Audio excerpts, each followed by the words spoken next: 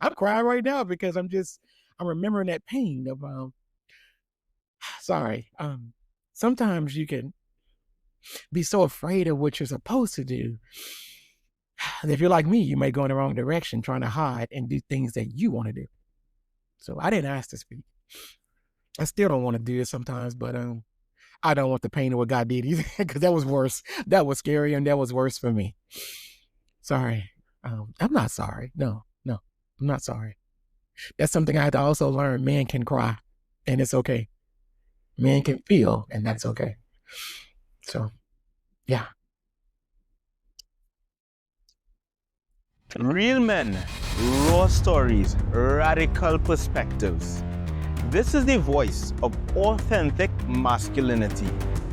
This is Manhood Speaks. Kevin Goins, welcome to Manhood Speaks. Thank you. It's a pleasure to have you on. It's a pleasure to be here, Kanu. Who is Kevin Goins? For someone who is meeting you for the first time, who are you? That's a deep question. I'm just a man who is seeking to live his purpose. I'm a man who's learning how to be seen and actually go after my own audience. I speak and I coach. So I'm also a man that's looking at my background, my past. There were times I was not exactly proud of it, but I'm also loving how it's serving me today. So I'm learning how to use things that I thought were meant for bad. We may hear it in scripture or church, but I'm learning how to recognize my audience and recognize those that need me through people who sometimes act like I used to act or live the way I used to live. Seems quite interesting. Ah, Live. yeah, give me the layers. Yeah, I love it. I love it.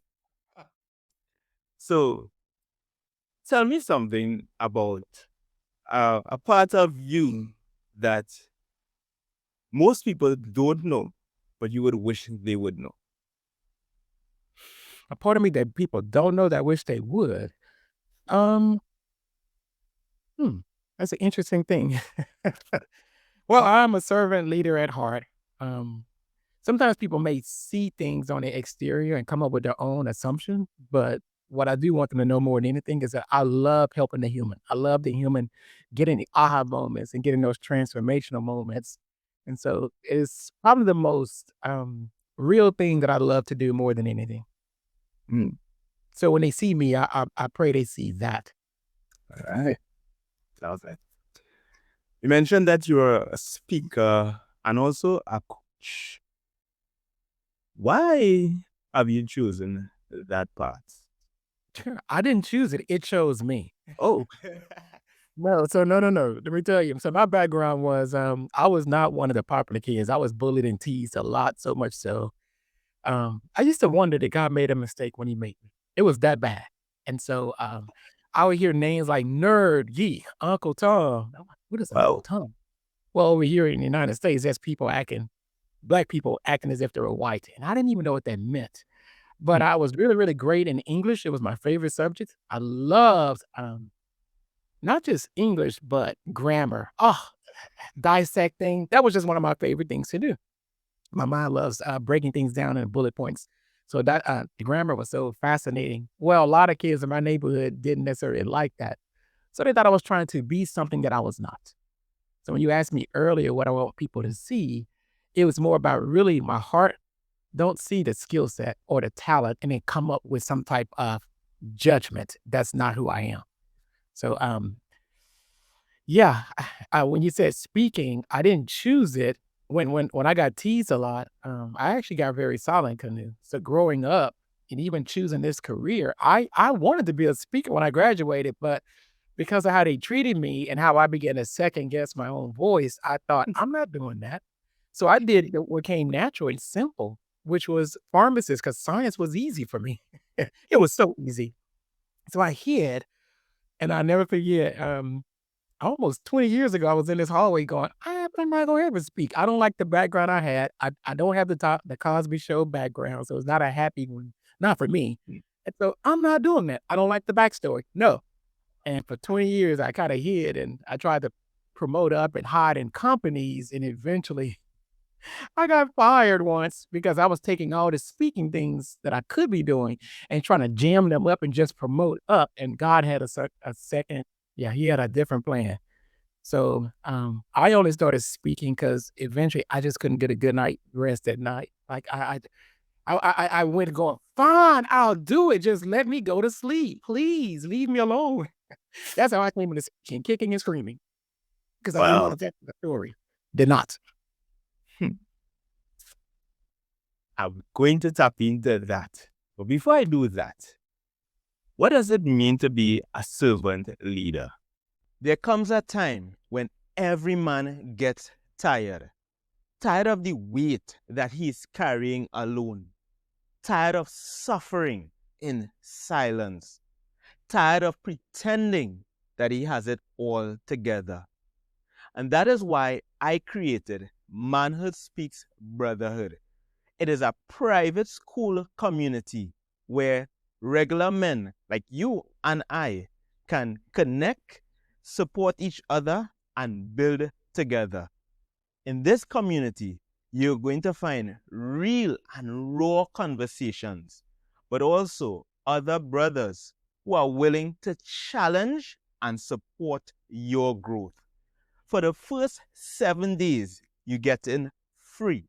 So click the link in the description and take your seat at the fire.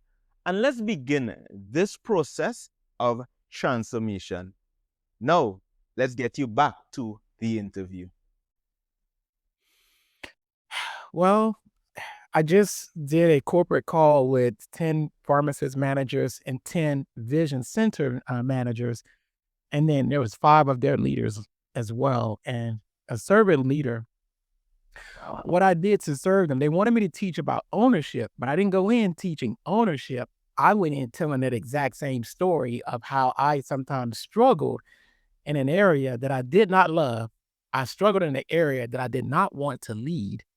And I struggled so bad. I was telling them how, like, I don't want to do this. Get this away from me. And they were shocked because we went from 50%, first of all, in this pharmacy to like 85, 86% of the score. And because I was over this market of 14 stores, all the stores went up. So the whole market went from like failing to now everybody's 10% passing. And they always trying to figure out, how did you do it? Well, servant leader is be willing to show your struggle before you show your success. Be willing to show where you can't quite get it together before you show how you're running and leading like a gazelle and making things happen. So the servant leadership for me is listening to the true need of what the human needs, not what I want to give them, not what I think they need, but even what their heart is asking and demanding that their lips may never say. I listen to that intention and I serve the intention. So it sometimes makes me uncomfortable. I have to show up. I got to speak in certain ways and show my vulnerability and show backstories I don't want to show because I'm serving the intention. And I know leaders go first. The deeper I go being vulnerable, I create a space for them to do the same.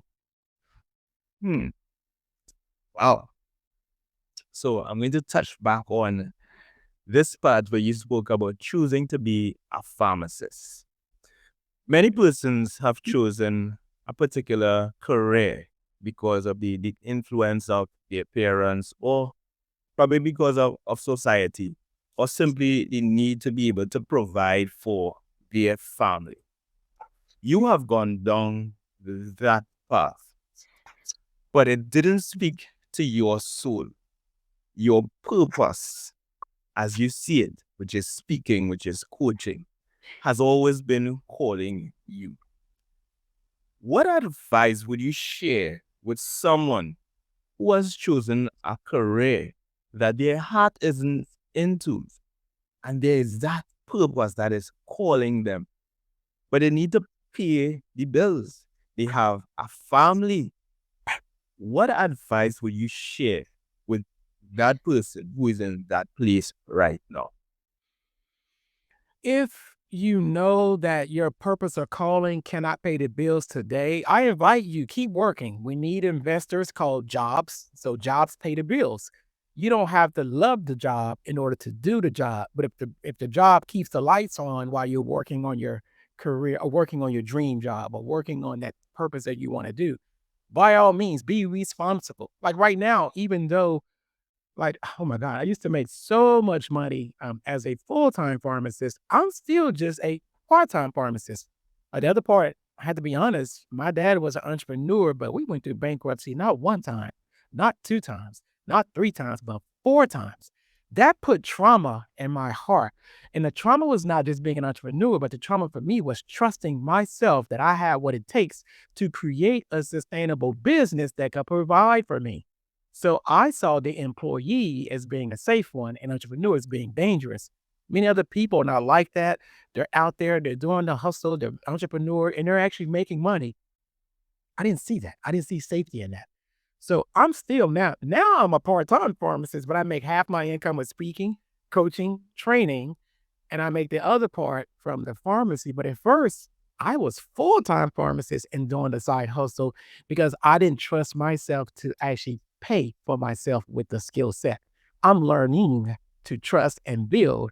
And now for the first time, I'm considering an actual stage plan to leave the corporate world. But until I can actually make it on my own and see the sustainable income, I must be dutiful and responsible for me. So Hmm. I invite people to do the same for them. I think that's brilliant, great, profound advice. Because a lot of persons may see their purpose, this and it may be entrepreneurship, and they may decide that they just want to leave their job and dive off into the deep end. And not that I am knocking it, but if you have a family, you have to consider the repercussions because, as you said, your father went through bankruptcy and it affected you, it affected his family. And as a result of that, you have experienced trauma. A lot, and it was very deep. So, I'm gonna be honest, I was resentful.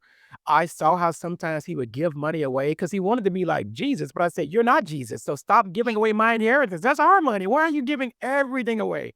So he was a generous giver, but it also made me at first selfish and shut down because I was like, to give is to lose it all. That's what I learned growing up. Now, that's not necessarily true, but those are the lessons that were instilled in me. So when I saw him, like, we made a lot of money and he gave a lot of it away. And it was Wow. not always a good steward in a structured way. And I'm going, why are you doing, why can't we? So I was sometimes looked at as being a smart aleck, like get in a child's place. But my heart was breaking as I saw everything leaving and we had all that we needed. So for me, again, I didn't trust myself. I didn't trust that I could do this. And then I just wondered, what does it look like to be an entrepreneur and be successful? I didn't see that. And I've learned there's this phrase that we have that says a child can't be what a child can't see. So all I saw was trauma and entrepreneurship, which is why it took me just a few years to even get to the point I am right now, where I'm trusting myself that people want the value that I have and that I can actually help them through coaching, help them through speaking, or even this book that I wrote. But just learning how to be trusting that I have what it takes. So it's a process. It's a process. Yeah. And I used to be embarrassed about it. Now I wear it as a badge of honor because I'm transforming and giving myself permission to not be perfect, but to be progressive in progress. Hmm. Interesting. Ah, you probably didn't expect this type of interview, huh? I didn't expect this, but I'm loving the direction that it is going. Yeah. Walk me through that experience when you got fired for pursuing your speaking career. Oh my God. So again, I kept hearing speak, speak, speak. And I'm like, look, I'm looking up. I'm not doing that. Get out of here. Leave me alone. No, absolutely not. I don't want, like, what man do you know wants the backstory? Hey, I was bullied. Like, who wants to have that? And you're a man? No, I don't want that.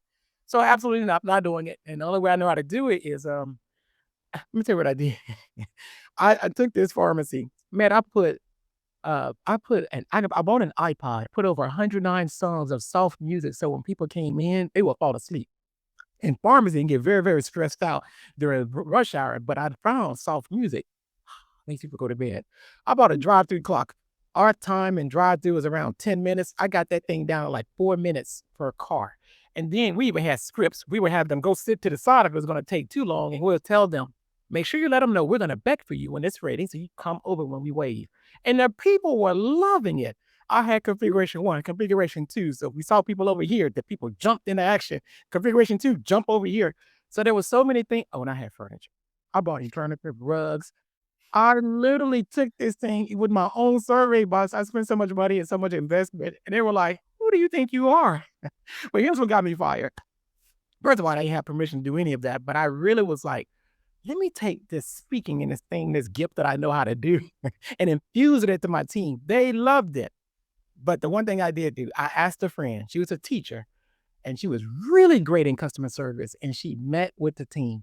So our team meetings were in the stock room. When she crossed over into the stock room, that's considered a violation of company policy. And I was so excited about the gift, excited about the customer service.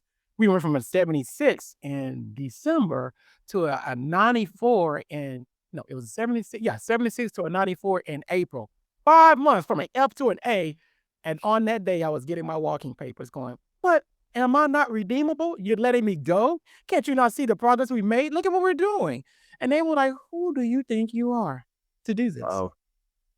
So Wow. I had to get a U-Haul, a small U-Haul to then come all my furniture, all my binders, all my everything, because I trained them up and I put so much in to own this little pharmacy because I was hiding from purpose. Didn't want to do it. Didn't want to do it. And I can hear God say, you're prostituting the gift I gave you. It's not for that company. It's supposed to be for what I told you to do. Get out there and help somebody. Get on out there in the world and help somebody. Stop being afraid. I was like, okay. I was so humiliated. Oh, I was humiliated. But I was also humbled Hmm. Humiliated but humble. because it was a course correction in faith. It was a course correction. I thought if you were a good person, God wouldn't hurt you. Like, I'm like, wait a minute, I'm a good person, so I can do whatever I want to do. God's not going to hurt me. He sees my heart. But I heard Joel Osteen. I never really listened to him before, but once I got fired, I heard a lot of times. And he kept saying, you could be a good person and you can make a mistake. I didn't believe that. I just thought if you're a good person, God just got you. But I can hear God saying, you're too strong and you're too influential and powerful. And if I let you keep thinking, just being good, I've got you and nothing bad could happen, you'll lead too many people astray. You're too powerful and you're too wrong. So I have to humble you and break you so you don't lead my people the wrong direction. Because I really had a wrong belief. Because think about it, when the World Trade Center hit here, we had good people who died. We had Christians who died. We had Muslims who died. We had people who believed, and we had people who didn't believe. Everybody perished when the World Trade Center got hit. And they were some good people too. So God let me know, just because you're good does not mean life can't happen. And I cannot let you lead people astray by you prostituting your gift to do what you want to do, not what I put in your heart to do. I was like, what does that mean? Oh, I cried and cried and cried. You don't understand, bro. I cried like, oh my God, oh my God. I'm crying right now because I'm remembering that pain of, sorry. Sometimes you can be so afraid of what you're supposed to do. And if you're like me, you might go in the wrong direction trying to hide and do things that you want to do. So I didn't ask to speak. I still don't want to do it sometimes, but I don't want the pain of what God did either because that was worse. That was scary and that was worse for me. Sorry. I'm not sorry. No, no, I'm not sorry. That's something I had to also learn. Men can cry and it's okay. Men can feel and that's okay. So, yeah. I appreciate you for sharing that, and I appreciate you showing this level of vulnerability. Because I remember, I won't ever forget that lesson. I won't ever forget that lesson. So much. Why is it so important to show your struggle before your success? Me personally, Yeah. I was very smart in school. I never had to study. So I almost thought I was perfect. I really did. I thought everything came easy. And so when I met a lot of other people who weren't like that in school, my gift in that area looked like arrogance to them. So I go back to what you said earlier. When people see me, what do I want them to see? I'm going to see my heart. And in fact, I love helping people, but don't see the things that I was equipped to do, how I think or how I may speak, and think that I'm arrogant. And that's what people used to think. Because I used to be so, people are dangerous for me. If you're getting bullied and you keep hearing that stuff over and over and over again, people were very dangerous. So I had a standoff approach and I didn't want connection. But my lack of connection and not trusting people looked as if I was arrogant because there's this phrase, warmth plus competence equals charisma. Well, I had a lot of competence in school. I could make an A, never study. That's why I'm like, why you calling me nerd or geek? I'm not studying at all. It's just here. But I had no warmth. So my competence was high, my warmth was low. That looks like arrogance.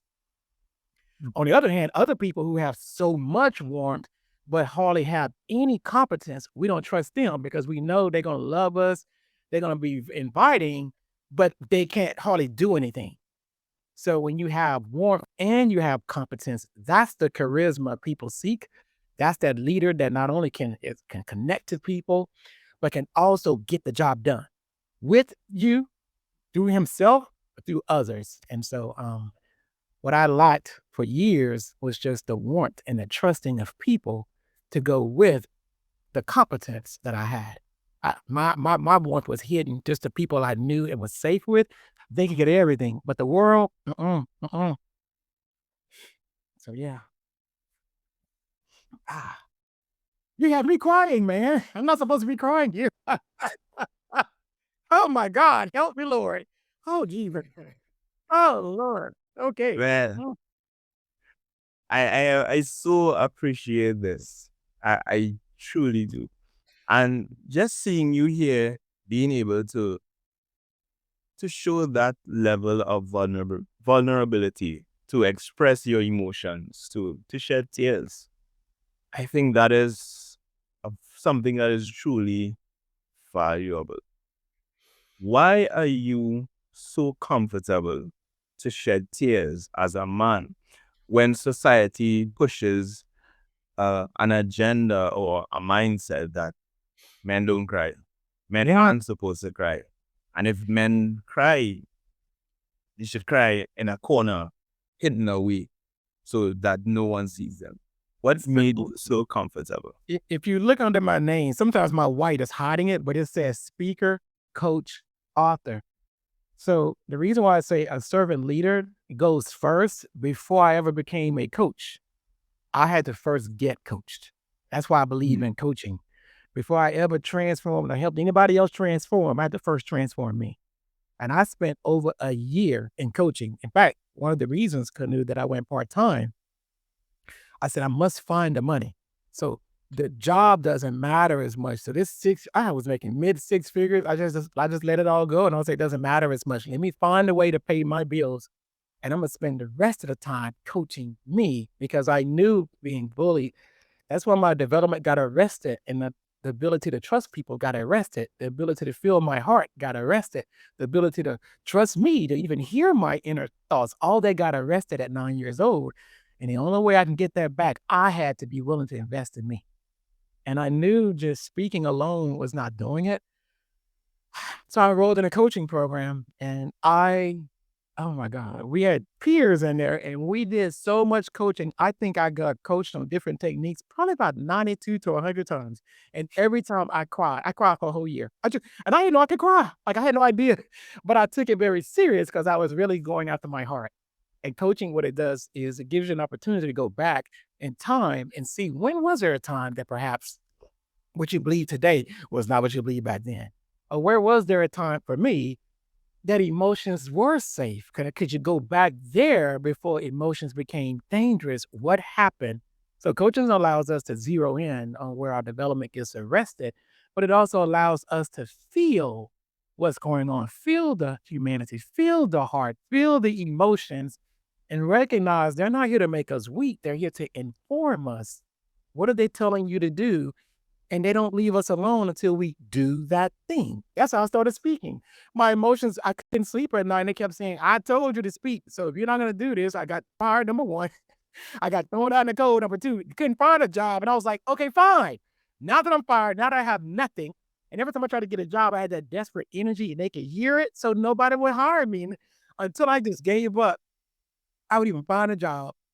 I became at peace. Hell, if I lose a house, sorry. If I lose a house, I lose a car, I don't even care anymore.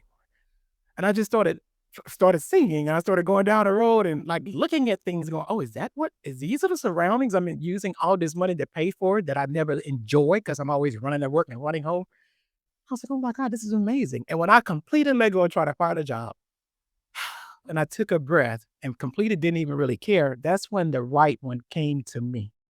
And that's when I really began to find peace with learning how to be okay in this vulnerability, release the job, go get some of the coaching and the help that I need so I can get all of me back.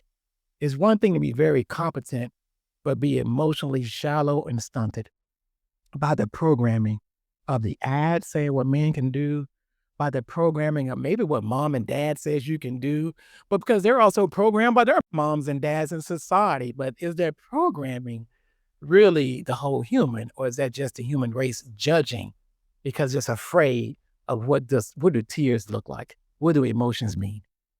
I moved past that. Man who is truly in touch with his emotions. I've never heard this statement before. Emotionally shallow and stunted. And I think that a lot of us are there in some way.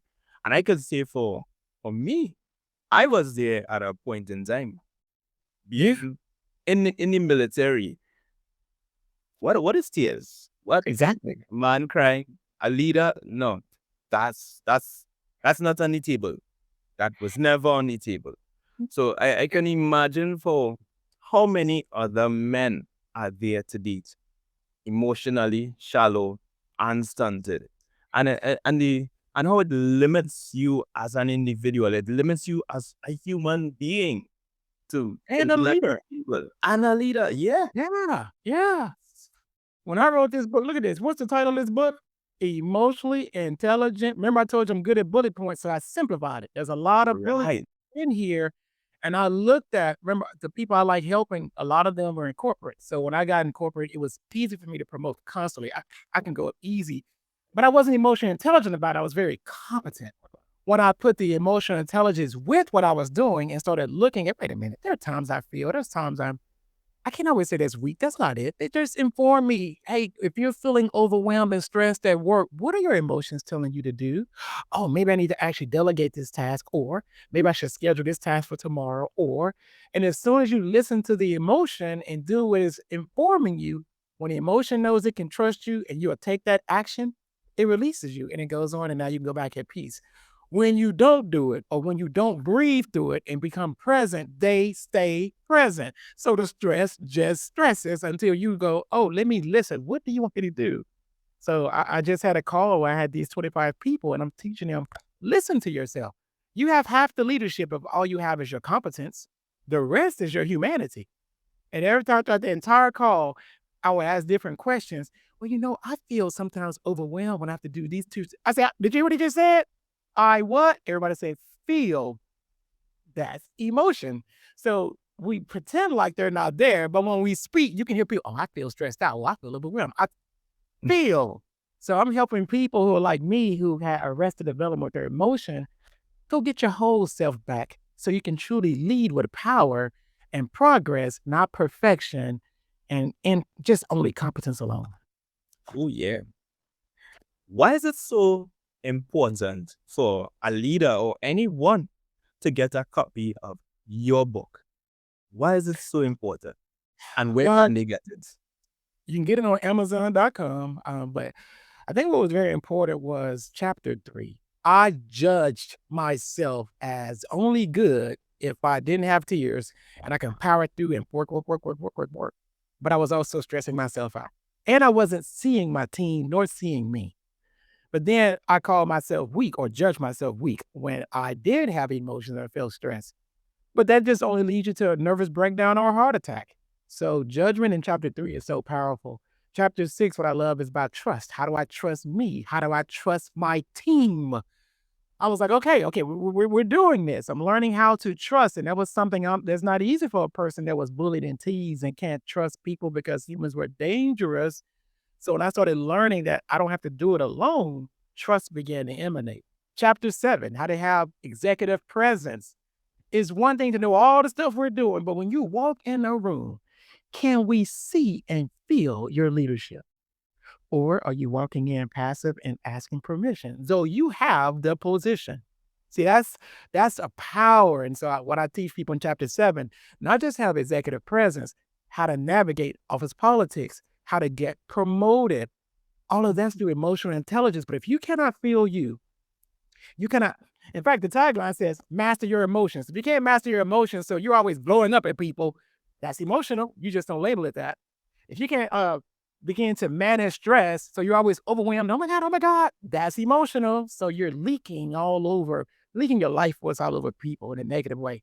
Enhance communication, learning how to give people choice, even when you're creating influence and there's not really a choice, but they feel there's a choice. You can't do that. That's chapter 7.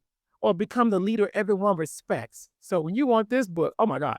And let's not talk about chapter 10. If you look at what's happening right now in the United States with all this dehumanization going on, when we go, they versus us. I'm just looking at our political parties right now. We've got one party saying this, one party in charge doing that. We see people right now in our company being our country thrown out of here because we're doing that. Well, they're not like us, so get them out of here. Well, that's very dangerous and traumatizing because we are dehumanizing. And dehumanizing is very simple. We look at a group of people, we find things that we think are different. You can say it's skin color, you can say it's citizenship, you can say whatever it is. And then we put ourselves on this pedestal that allows us to feel is their fault, which makes it easy to objectify the human versus seeing the characteristics and saying, no, that's Canoe. He's a man. He has brown skin. He has feelings for his family. He thinks this way. See, when you actually humanize, you got to see the person, see the characteristics. So when I teach people about chapter 10, if you want to learn how to see your team or learn how to see people and stop saying they, and learn how to see each human, that's when real influence can happen. So when you ask me about that book, I can tell you about every chapter because not only do I write them, I live them. Ooh. Does that make sense? It makes a lot of sense. I think that is what is so important, is that not only are you teaching these principles, but you are living them. You are showing that real, that authentic side. That is so important. Ah, Yeah. man. And people want to breathe. Go get chapter 9. Chapter 9 is full of techniques in different ways. I thought breathing was very weak. I had a friend in Florida. Her name was Vivian. And before I wrote the book, she would tell me, I'm grounding my feet. I said, what is grounding? I'm walking outside with my. Now, if you're like me, I'm the type A personality. Walk outside with your shoes off and putting your feet in the grass. Are you kidding me? Like that seems so weird. I thought she was just kind of she poo poo fluffy, like crazy. I used to call her crazy until I started doing it. I said, wait a minute. Grounding is different because you feel the texture in between your toes. You begin to feel this is actually grass and it's really a gift. So for the first time, I started feeling really grateful, not for skills I had in me, but even just the surroundings that I get to live in that I took for granted. So being grounded and present, I talk about things like that in chapter 9. How to breathe, how to rub onto your blue jeans or something that has texture so you can get your mind back into the present moment when your mind is absent. You do things like that, you begin to release the stress, release the emotion, and now not worry about the future and not be entrenched about what happened. You're just present, and it's a gift. You know, I would have never known that you were this deep. This is some real powerful lessons that we are sharing here. Oh, wow. And it feels so normal to me. Sometimes sometimes it can be too much. I know I can, but it's great for me. I'm like, oh my God, oh my God, oh my God. So I study a lot. I study a lot every day, just constantly studying, asking questions, and receiving answers. So it's not like I just woke up this way. I study to show myself approved. I listen to podcasts. I listen to the things over and over again because I'm listening for the wisdom. Let me tell you, Canoe, when I grew up, maybe one of the things you hear is when I grew up, I had no friends. So guess who was my friend? The book of Proverbs. I would read Proverbs Wow. every day because I was like, well, the Old Testament seemed too weird. I couldn't quite understand all the this and thou. In the New Testament, with all that read, I sometimes I got a little nervous and afraid. But in Proverbs, it was nothing but wisdom. And I would hear things over and over again, like a fool uttereth all in his mind, but a wise man keeps it in until afterwards. Or I tell people all the time, don't try to get yourself promoted. Go to Proverbs 25 and 6. A person that tries to put himself on a level higher, you don't want to do that because it says if you do that, the king will see you and put you back down in front of folks who've seen you on your level, which means you'll be embarrassed. No, don't do that. So I learned how not to act like I'm way more than I'm supposed to be, but I serve and work until they see and promote me, not me position myself on that level. So when you see about this quote, this wisdom or this stuff you're hearing, it's probably because I studied Proverbs again and again, and because it was my lifeline. I used to pray to God, well, if I don't have any people, can you make me wise? Can I get a thimbleful of what Solomon got? Can I get something? And all I heard was, well, read the book. Keep reading. What? Read the book. Say the word. Say the verses. Practice the verse. What does it mean to you? What does that mean? What does this mean? So yeah. I can't take the credit. It's studying in Proverbs.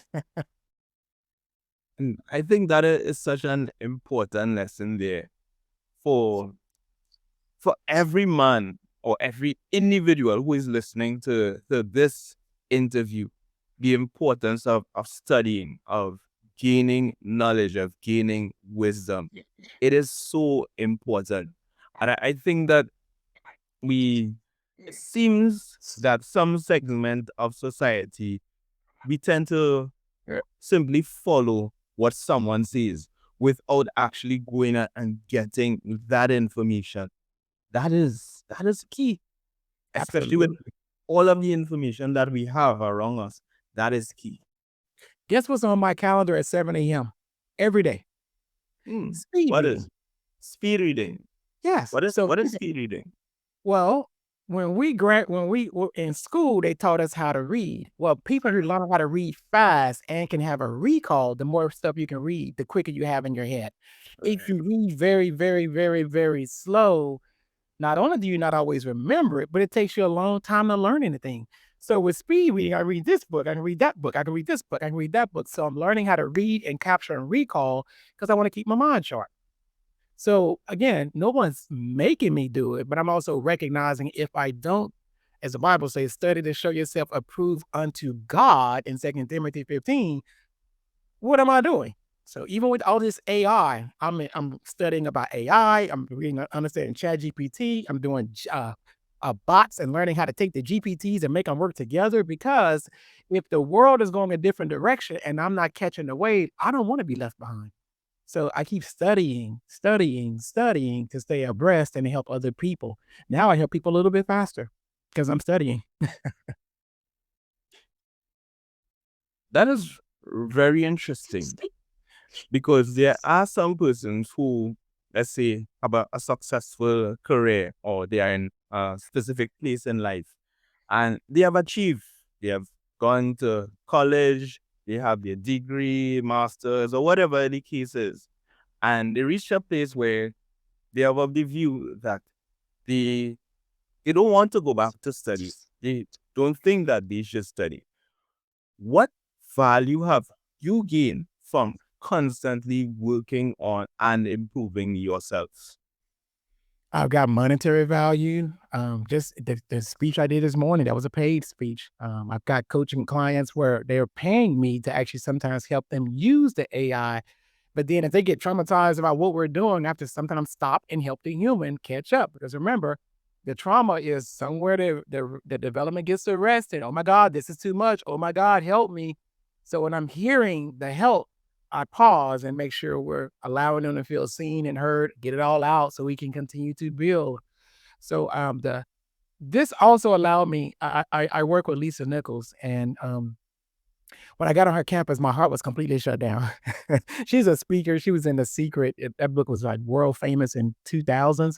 It got her on the Oprah Winfrey Show, Larry King Live, Steve Harvey, and so many other people. So she's a multimillionaire running around the globe. Well, when I got to her in 2018, I went because I got heard the speaking as a purpose. I was like, how does she do that? How does she put all these? I know these words, but how does a human put these words together and create that level of inside of me? And I was fascinated, could not understand. So I just invested in a program. I invested in another program because I was investing in me. I wanted to be able to hear, but more importantly, I could tell she had a heart. So I called her my heart coach. And that was the first coaching I ever had. We're talking thousands of dollars to really invest in myself, but I wouldn't stop. And I kept studying everything I did. So much so, one day, a year later, they were like, why are you not responding? I said, what do you mean? The operations person called out. She said, we've been reaching out to you and you won't say anything. Well, I had no idea, but I had this email server that when they would send an email, it went to my spam. She says, when we think about coaching, you're the first one that crosses our mind because you're always studying and you're always helping people. You're studying, you're helping. You take what he's saying, you help. And it's like, everybody signed up but you. I was like, what? So I had to get mine sent to me in a different way to see the contract and go, oh, they've been asking for me because they saw me constantly studying, not putting myself up. But I'm in it, like if we would have conferences, I'm going, I can't wait for you to learn this particular technique because when you do this, you're going to be more vulnerable, but you're also going to be more powerful. And then you're going to be able to help people because they can see your whole transparency. Learn this technique, and this is what it's going to do for you. And this is how you're going to get some. I'm just out here just I'm in their Facebook group telling these strangers, people thought I worked for the company, but I was just happy because I could feel my heart. I could feel my passion. So I had people from California, from Africa, had people from all over the United States, and it was like they thought I was a little celebrity because I kept saying, "Come, come, come." Well, what I didn't know, but motivating the masses and Lisa Nichols saw the impact I had with people, and she wanted that kind of impact. And he's a servant leader, still studying. He's inviting people on the campus, not selling for himself, and he's bringing them to my content, and they're all going, "Yes, yes, yes, yes, yes." Why would I not want that on my campus? And that's how I began to work with her, studying and then sharing the passion, studying and helping people, studying, little coaching, and then inviting them to come. That's what speakers do, and I didn't know I was doing it. What an interesting journey. Truly interesting one. That Kicking and screaming backwards. Kicking and screaming. Did not want it. No, no, no, no. No, I don't want anybody to see me crying. Didn't want anybody to see this vulnerable. No, no. I don't want everybody to see I'm flawed and messed up. I wanted to be perfect. But that's the problem with adults. We spend too much time being perfect. We don't give ourselves permission to be progressing and also failing, finding answers in life. Fail, finding answers in life, not failure like it's over. That's what I equate it to, and so do many adults, which is one of those reasons why we don't study a lot or put ourselves out there new or do something different. We think it's over, and it's not. You're just gonna fall and get back up, or you're gonna jump and maybe you won't fall at all, or you'll fall on something hard, but either way, you're gonna get back up. And that's a lesson I learned working with Lisa Nichols. I didn't know that, but I learned that. Jump, just jump and see what happens, but you won't die. I That's wrong love with that. people. Because you got to shatter your perfectionism. You got to shatter the image you created. You got to shatter the identity of the ego. You got to shatter the thing. You got to shatter what mom and dad say you should be.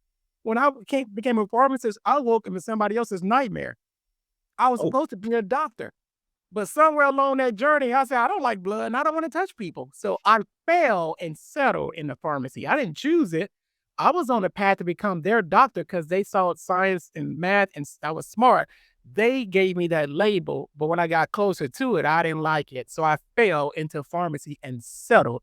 I put a white jacket on top of purpose and just settled. Ooh, God took the jacket off and said, get out there. But I put the jacket on and said, "Give me the money and I'll just sit here." But I knew the year when 1 year after graduating, I knew I had made a mistake. And I said, oh my God, I have to stay in this career and I'm already unhappy after year one. What am I going to do? I was sitting in the middle of the pharmacy. I'll never forget looking at the front door, looking at the world go by, and I knew I had made the worst mistake in my life. And I thought it defined me. I didn't know I could use it to help me.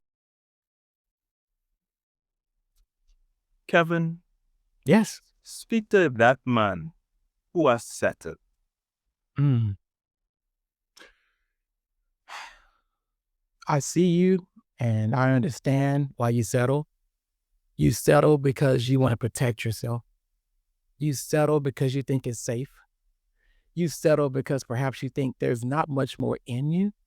You settle because you think this is all I've got and let me make the most of what I have. Sometimes you settle because you think financially I can't afford to do more. You settle because it's comfortable. But I also know in the middle of the night, as you settle throughout the day, you're angry with yourself at night. You suffer at night. You're disappointed with yourself at night. And you know you're built for more at night. So in the day, you settle and suffer. And at night, you grieve because you know you're built for more. So I'm just going to ask you, stay responsible, stay where you are in this job or whatever you may have in which you settled in. But my invitation is that part of you that you know is supposed to grow, that part of you that you know is supposed to expand, that part of you that you know you could be studying to become more of what you're supposed to be versus where you settle. Let that part of you grow. So find the money to invest in yourself. You're not investing in a coach and throwing money away. You're investing in you. Find the worth to eat. Just tell yourself, I'm worthy. We will give our money to our children. We'll give our money to a company. We'll give our money to all the church. We'll give our money to the community, but won't give anything to ourselves. I know what that's like because I started that way. And I had to call a friend to say, I had this guy, I call him Rich Dad because there's a book called Rich Dad, Poor Dad. What's the poor teach their middle class? I mean, what the rich teach their children that the middle class and the poor don't. And I was like, rich dad, I'm scared, man. This woman is talking and she's asking for all these thousands of dollars, and I don't know if I could do this. And he says, I've never seen you so happy. I've never heard you talk about purpose, and I've never seen you want to invest in yourself. You've just been holding this money back. But if you don't ever live your life and do something with it, do something that really moves you in your passion, what is it all here for? Take the check, write it, give it to her, and go invest in yourself. And when I heard that sometimes we need a friend to help us see our possibility, I was in the pit. I couldn't see the palace. I was definitely triggered and trapped, but I wanted to be transformed. I wanted to be trained. I wanted to move further, and I needed some help. So I found a friend, but that investing in me. That man, I spent probably over 100 plus $1,000 investing in me because I realized my MBA it can't compare to the NBA of life. It can't compare to the NBA of coaching and the unlocked mind to see and to feel and to help and to breathe and become. It can't compare. So I say to the man who's settling, may I ask you, stretch to the success, stretch to your possibility, stretch because you know you are worth it. And if you've not told yourself that, let me be the first to say you're worth it. Invest in you. Invest in you. That's when your business can grow. You cannot grow past a limited mindset. If you're limited in mindset, you're limited in income. You want to be growth minded, invest in this so it becomes more. You build more here, you have more there. It all starts first with a mind and a thought, and then it manifests in reality. Don't do it the other way. You are worth it. That is a mic drop, Nick. I am honored to be on this call, in this interview, at this moment. Mm. I feel so inspired, and I'm being real with you. I am feeling inspired, and I know that that individual who is listening right now is feeling it as well. I cry these tears because remember I told you I didn't want to speak? And I had that argument with God 20 years ago. When you say, I feel inspired, you're one of the people he told me I would be. I had no idea. Or even just being on this podcast, helping whoever may listen to it, I didn't know. And so the tears are tears of gratitude because I heard in the face of my fear, do it anyway.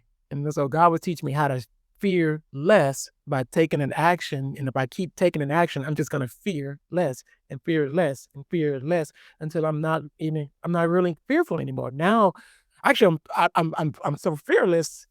I don't have the fear I used to have. So I'm not fearful like I used to be. I fear less by taking an action. So my tears are tears of joy.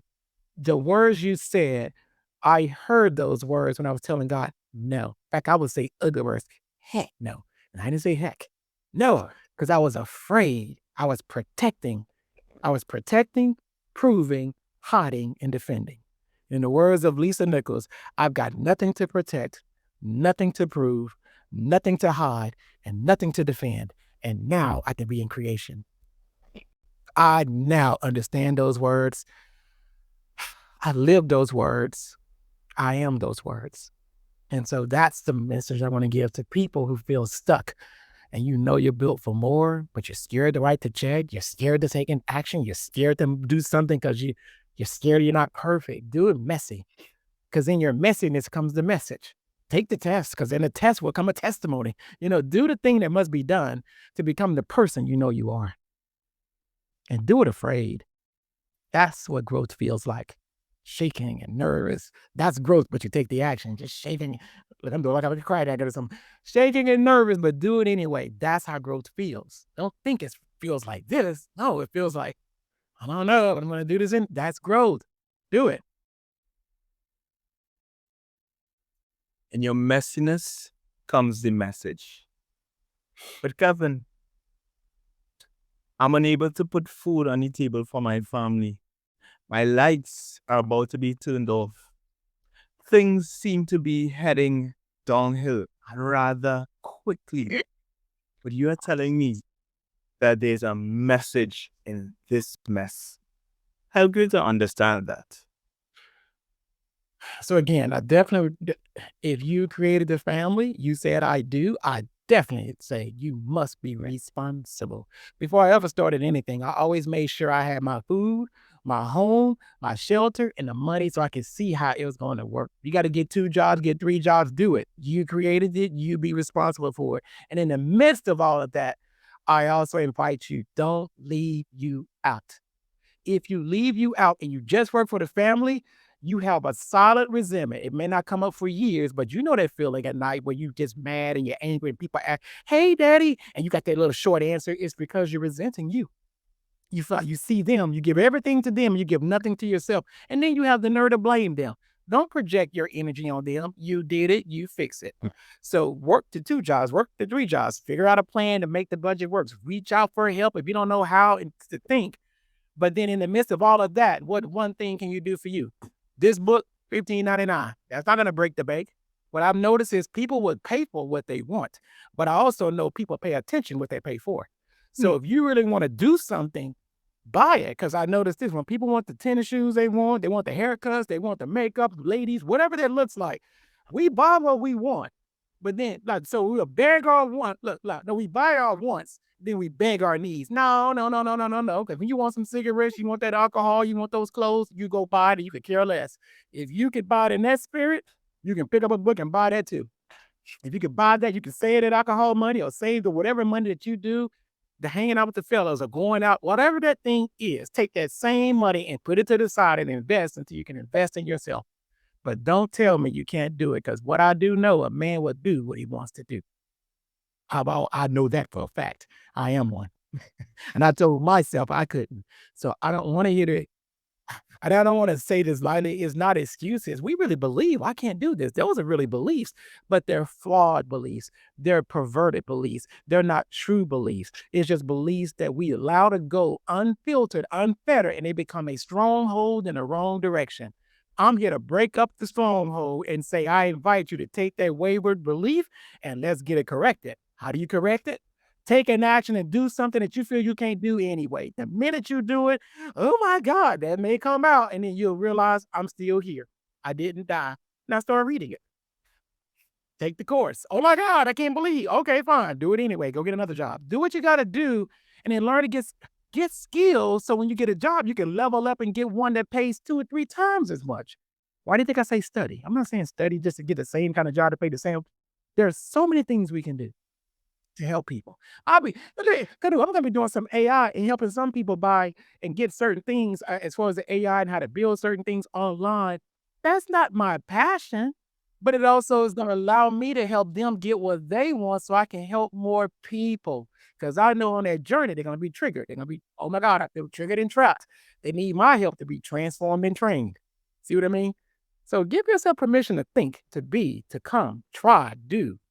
Just don't settle. Because that's that ugly, nasty feeling that will never go away except through movement. Mark my words on that. I can only tell you what I know.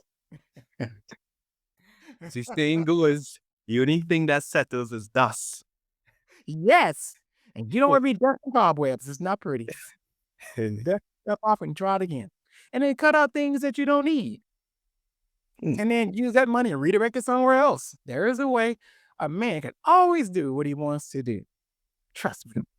There's a way. Are you willing? Are you willing to look funny when you do it? Are you willing to be told no 1,000 times to do it? Are you willing to fall down and get back up again when no one else is cheering you on? Are you willing? Are you willing to write down over and over again, I'm worthy, I'm worthy, I'm worthy, I'm worthy, until one day you believe it, even if you don't hear it from us? Are you willing to do it so that people, like when Canoe says, Kevin, you inspire me? Are you willing to do it when no one's saying you inspire me, but you know you have to inspire yourself? Are you willing to be radical in action so you could be the man you know you're supposed to be? Are you willing? Are you willing to do it dirty? Are you willing to do it messed up? Are you willing to do it perfect? Are you willing to do it tattered? Are you just willing? That is a decision you get to make every single moment of every single day. Are you willing? And some days we may be willing 55%, 45% may say no. Some days we're willing 95%. Some days I only have 5% willing, but I kept going, Canoe. I just kept going until I can get all my body together. But one day you can pull all yourself together. But the question is, are you willing? I cannot answer for that for you, but I can stir the waters and disrupt you so you answer it for yourself. That was a question I had to answer and disrupt my life. Canoe, the day they were trying to give me the keys to the company car, $35,000 in stock options, a huge raise, teams of people, 70 under me. And here I am going, I cried because I was like, I can't do it because I saw transformation in speaking. I made that commitment a long time ago. And I cried because I'm working with Lisa, didn't know what was happening, coaching myself and walking into the unknown and then going down in my hours. Are you kidding me? Are you willing to go backwards and slow down enough to study to get what you need in order to prepare yourself for it? Are you willing? You get to make that choice. I can't make it, but I can pose that question because I had to do it for myself. And I still do it every day. I don't like it, but every day I got to say, Kevin, do you like you? Kevin, do you like you before Facebook like you? Let me be the first like, as she would say, and let Facebook be bonus. Do you like you? Do you like what you see? If not, can you do something different? Are you willing to commit to yourself? See, these are free things, but these are disruptive things most men don't want to touch, but all of us need. So when you are ready, these questions will be waiting for you. I don't make you right or wrong, but I definitely want to put these questions in front of you. That is your choice. And that is your responsibility for you. Have your family, take care of them, but don't forget you walked into this world first. Take care of you too.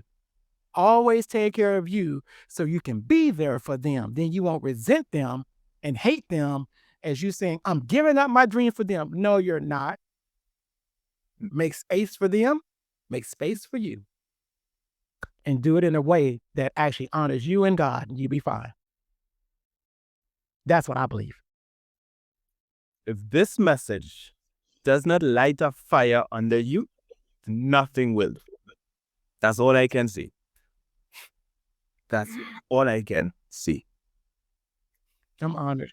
Thank you so much for this.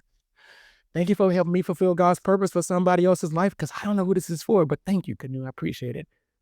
I was so busy, but I kept saying, I need to do this. I heard your request and the invitation, and it just it reminded me of the why and the promise that I made, not to men, but to God. Because remember, I'm kicking and screaming, didn't want to.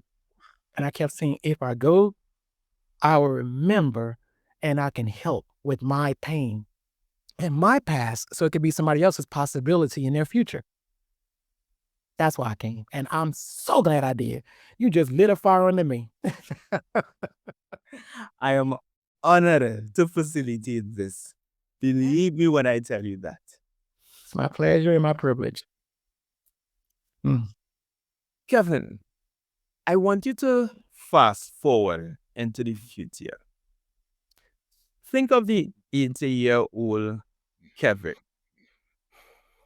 He has not gone down this path of becoming author, speaker, a coach, and he has remained in the the pharmaceutical industry.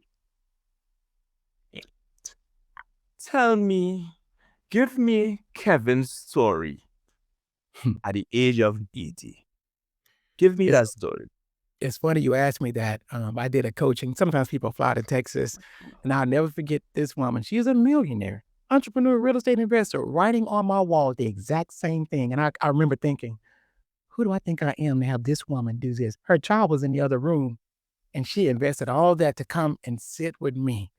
So the 80-year-old would say, you won't have that type of opportunity if you don't put yourself out there.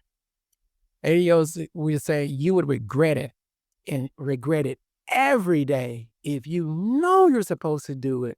You heard a message like this and you decided to settle anyway. The 80-year-old would say, you have this choice, but the life that you could live, the lives you could touch, is gone now. You squandered your opportunity. See, in the spring of our life, when we're young, we're supposed to go and devour the prey. But in the winter of our life, that's when you're supposed to now look back at all the devours and look at all the spoils you had and enjoy yourself. You won't get to enjoy that life because you didn't go and devour the prey when you were younger. Do you really want to have a life where it's untransformed and it's unfulfilled and all you did was just work and come home, work and come home, work and come home just for you and your family, and you know you're built for so much more? Are you willing to not grow and evolve and become because you want to stay this little nucleus when you know outside of that is growth and trepidation? And yeah, it's scary. Yeah, it's not certain, but that's what life and humanity is all about. Are you willing to take that chance or become that person who regrets that chance? And now you silently cry when you're alone because you know your knees are too frail, your teeth are falling out, you're too, a little too wrinkled, and now the youth won't listen because it's past your time, it's past your prime. And are you willing to be that person, to have that type of pain for the rest of your life and take that to your grave? Those are the choices we get to make. I just want to pose the question, and I don't want to be that person. But I do want to pose it for that person who's on that path. And let me get this. Let me tell you this. My last bot training, this is AI bots, was with a 70-year-old Caucasian lady, and she's paired up with a 67-year-old African American lady. And to see the two of them, they would just get it together, but they had studied these AI bots. The black lady does a lot of the studying of the technical stuff. The Caucasian lady, she's more the mouthpiece, but they found a way to put their skills together, work together, and they have a whole class. I was like 68 people on this call. How many people would love to have 68 people on any virtual call? And I'm going, they're just screens of people and they're slipping and sliding. Some things are good, some things were not perfect, but what I loved is they were in action and they reinvented themselves.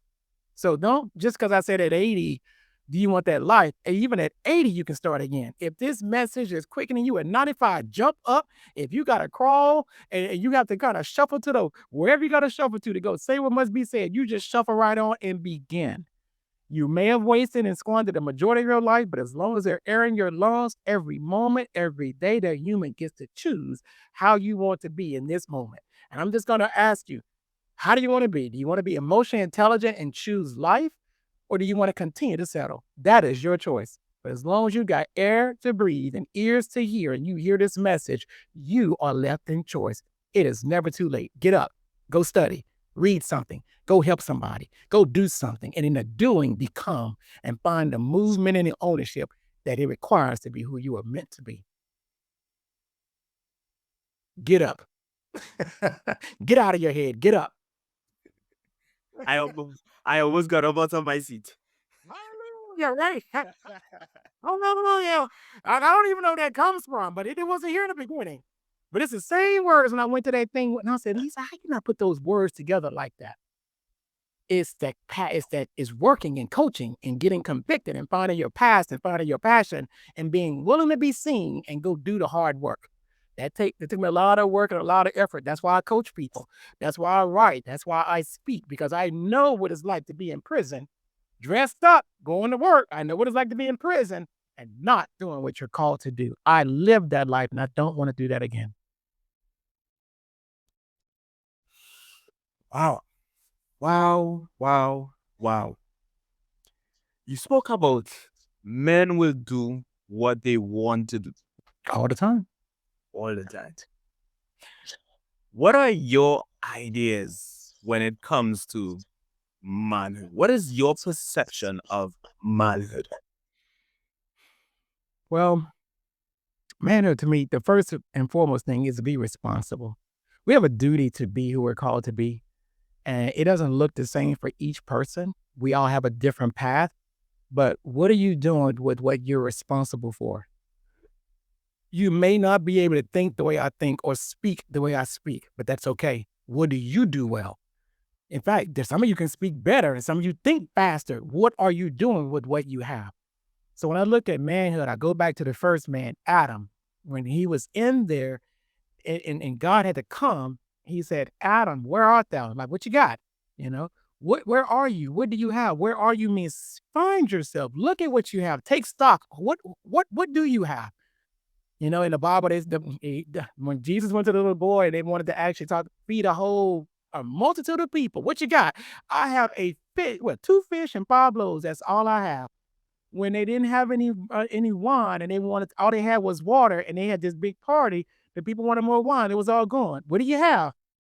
All I got is this big vat of water. Jesus took that and poured it and made a miracle. So for manhood, my first thing is, Adam, where art thou? What do you have? And what are you supposed to do with what you have? We all have a purpose. I even knew, even as speaking, I want you to see something. In pain, I'm sitting here reading Proverbs because one day I know I was going to speak.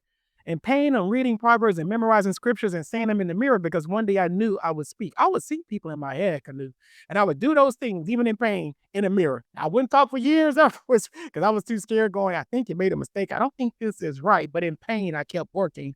And one day the pain went away, but the passion and the possibility allows me to tap into the pain and let my pain become your path to your future.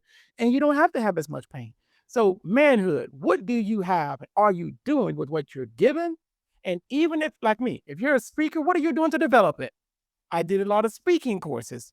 I did a lot of things where I put myself out there. In fact, when Lisa had me started coaching people, I started coaching people on 5 different continents. Africa, Europe, United States, people in the Trinidad, Bahamas. I had people even from from I think it was China or Taiwan. They were everywhere. And so I had to coach in a way so that women, men, cultures, ethnicities, all types of cultures could understand, hear, and begin to improve their speaking, their ability to connect. The guy who couldn't connect is now leading classes to connect. What? Like, how does that happen? And I get thank yous all the time. I'm in a Facebook group right now, and I got a group of individual people that are all over you, not just United States, the world. And I'm giving people feedback. People in London, people in the UAE, people in Uganda, people just everywhere. And I'm going, who do you think you are? You were the kid that couldn't speak for years and shut down because you were bullied. And now you're opening up and helping others? Man, what have you been given? And are you developing even the thing you think you're good at to be on the level God needs it to be? That's manhood. And if you can do that while supporting yourself, if you can do that, oh my God, please keep your word. If you're not going to keep your word, then keep your word in your mouth. Don't give it. There's a scripture I learned. I remember I was bullied, so I had a lot of scriptures, but there was one that said, let your yea be yea, let your nay be nay, let you be cast in condemnation. Canute, one of the hardest things I find sometimes with a lot of different men and sometimes women, most don't keep their word. Well, I felt this way, so I decided to, excuse me? Well, I felt this way, so I decided, and I was like, how do people just feel and just not commit? Like, so I don't know. Maybe I did so much committing that I didn't know how to feel, but I don't do that. So if I tell you I'm coming, even if I haven't talked to you, it is on my calendar. I'm coming. Unless I just overslept, which has only happened, I think, once in my life. But if it's on my calendar, you bet I'm going to give you everything I've got and I'm going to be when you ask. But I don't meet many people like that. So, men, say what you say, mean what you mean, or don't give it. Please. And that drives me crazy.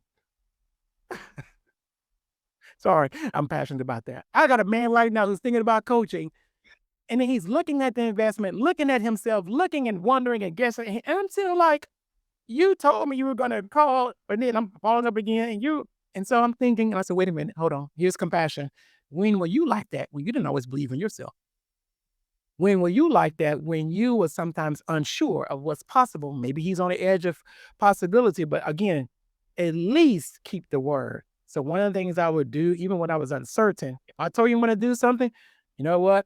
Canoe, I said I'm going to do it. I'm not certain. So at this moment, I'm not moving forward, or I am moving forward. Mean what you say. Your word is everything. I don't care if you're broken, poor, or rich and elite. Your word means everything. You know what's rather interesting? Years ago, long before I even thought about making content, way before I ever thought that I would have a podcast, I sat down and I thought about what it is to be a man. And interestingly, those were the two things that came up for me: responsibility, being able to keep your word. So hearing that now coming from you, it, it, it could be confirmation bias, but that's quite okay. It resonates with me. And And that is what is important. I love that. I love that. Yeah. And see, we could dance. And I started putting, now this is secret and silent, but sometimes I have people in different categories and it's all based on, can I trust you? And the trust is, do you keep your word or not? So I let people, they put themselves in my life based on their ability to keep their word or their inability not to. So the ones who cannot, they go way down low so you don't hurt me. See, learn how to, the Bible says, guard your heart. So I've learned how to guard my heart. So if you're the kind of person that lie, you can't be this close and this close to my heart because I can't let you hurt me. So I keep, there's something in the Bible called the outer court, the inner court, and the holies of holies. You can't touch the holies of holies and be this close to me. Now I got to put you back in the outer court. Because in the outer court, you can do whatever you want to do and it won't hurt me. It just shows your character. It doesn't reflect on me. My job is also to be responsible for my heart and make sure I honor only those that can keep their word to get the closest. And those who cannot, I don't mark you wrong. I don't say you're bad. I just have to put you back in the outer court and let you learn how to grow to be able to approach a person like me that keeps their word. But I'll leave them in choice and not judge them. Chapter 3, not judge them and make them wrong. No, you just get to grow up or you get to stay there. Either way, you don't get to come to my home. I cannot have somebody who can't be strong, let your yay be yay or nay be nay. You can't touch this. Hey, there was a song a long time ago. Can't touch this. Now that's only the other. Yes, exactly. Remember. When I look over here, I'm looking at you. But it is so amazing. It's MC Hammer. And that's my responsibility. Be dutiful with my heart. Be responsible with my heart. And I have to have boundaries. What do I believe? Man, know what you want. Know what you believe. Learn how to say what you want. And when people cannot live up to it, don't make them right or wrong. Allow them to choose and recognize you just may have not found the right, whatever this is, to fit your need. But don't lower your standards and also don't try to jam them in there and force them to do what you want. You can't put a square peg in a round hole. It just doesn't work. Sorry. So be It'll willing not never to win. settle there. Don't settle. Just keep going till you find the one that can. Hmm. That's such an important lesson, because I was going to bring up this point here regarding trust, because I've seen online and also from my personal experience where men speak about opening up to someone and that eventually being used against them.